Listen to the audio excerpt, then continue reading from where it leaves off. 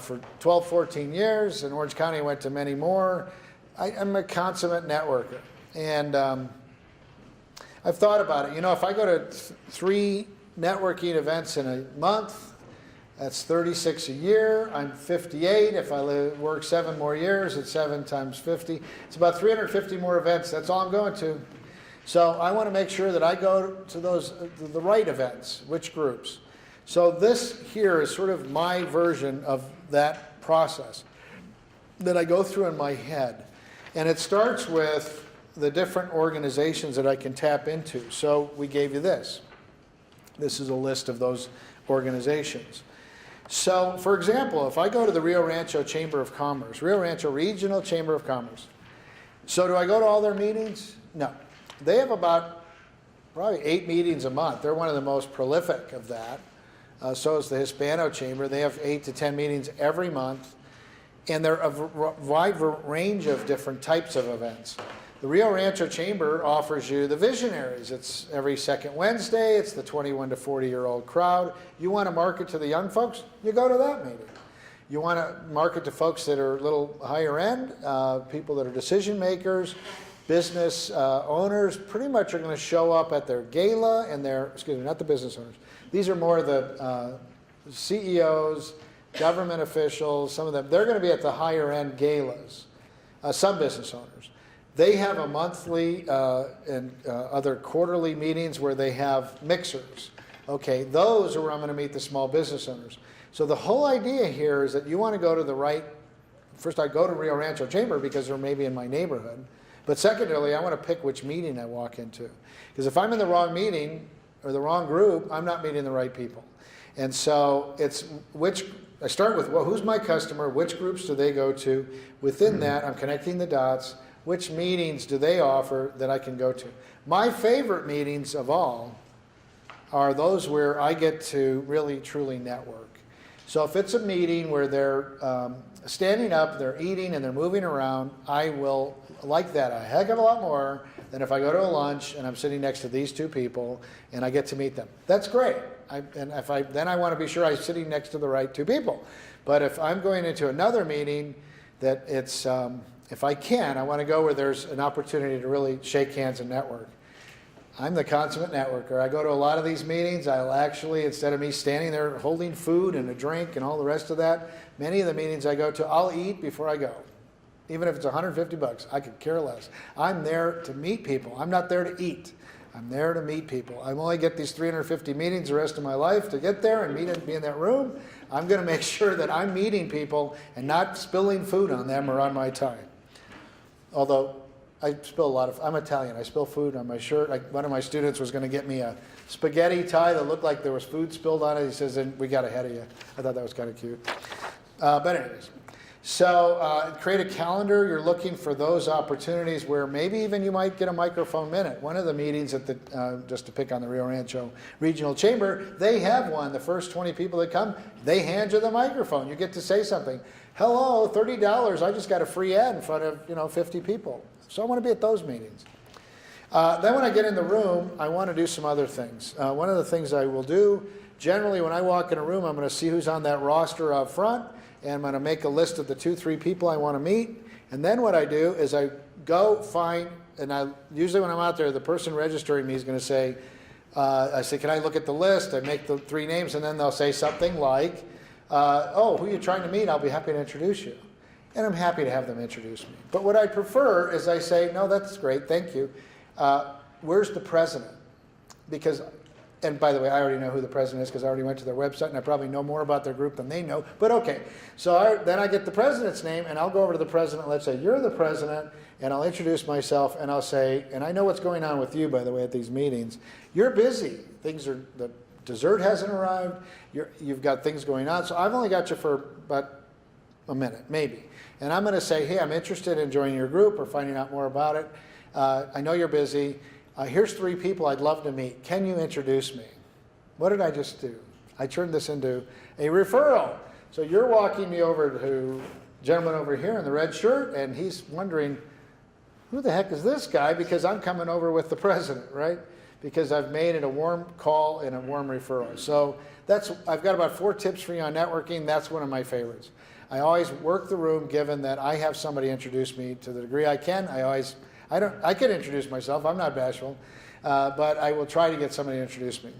It was interesting, if any of you know John Garcia, the city of Albuquerque, head of economic development, he promised me he was going to introduce me to the mayor. Now, the mayor lives in my neighborhood, and I'd see him at the grocery store, but I never would go over to Mayor Barry, because I thought, no, this is my rule of thumb. I'm going to have somebody introduce me. So finally, when I was introduced to him about 2 months later, he kept saying, he looked at me and goes, "You look so familiar." And I'm like, "Yeah, I've been stalking you for 2 months."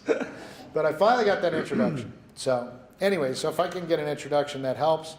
The other thing is, in that now you're in the right room, you're meeting the right person, now what happens? And this other side of this sort of gets to this thing I talk about in my sales class.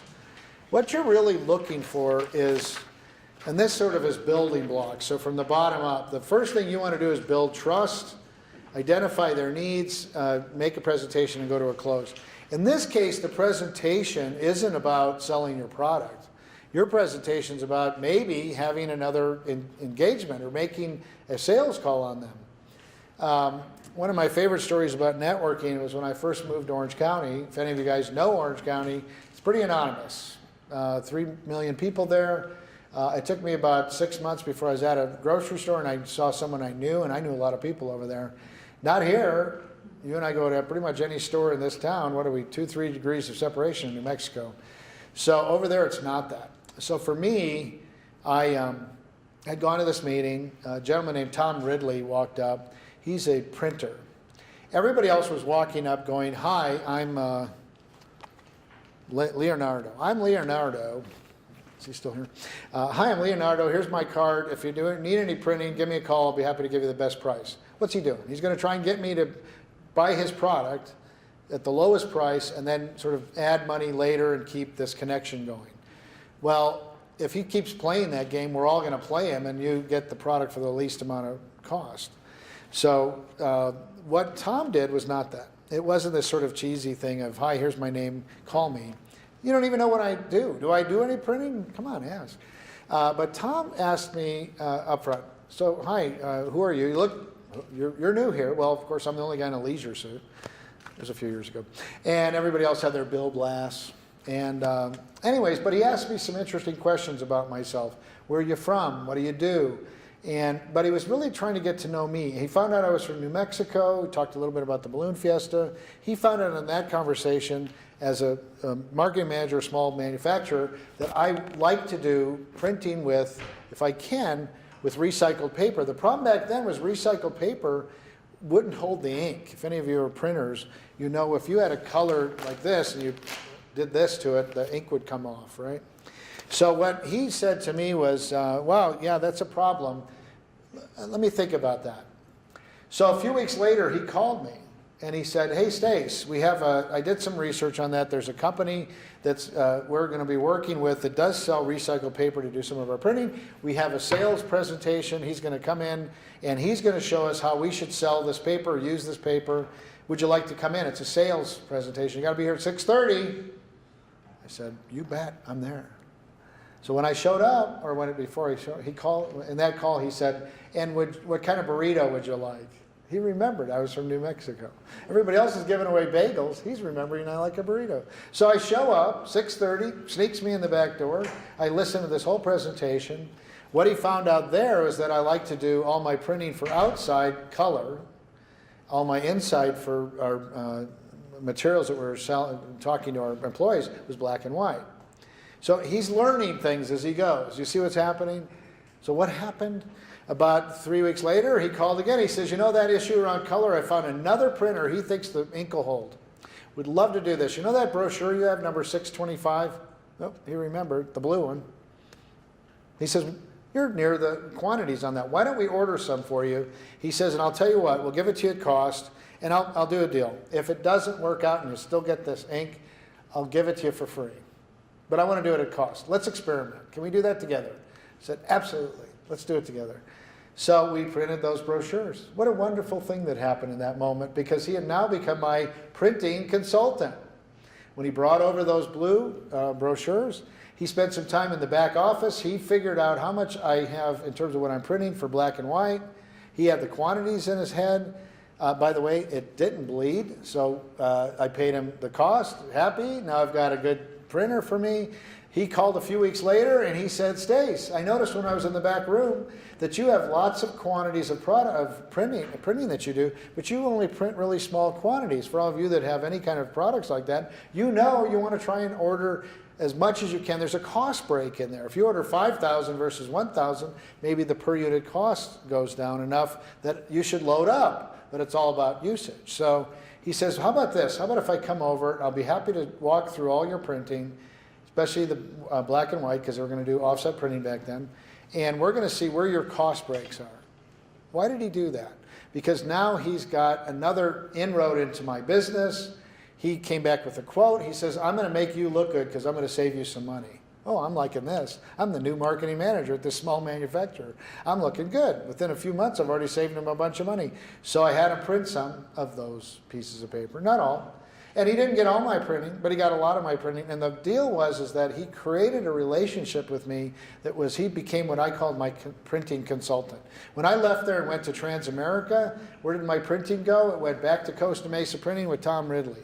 When I went from there to Hyundai, and I was a marketing manager for Hyundai, I kept Tom Ridley. He went to another company, but I brought Tom Ridley with me because I knew I trusted him that he would know my product, or his product, and how I could apply it.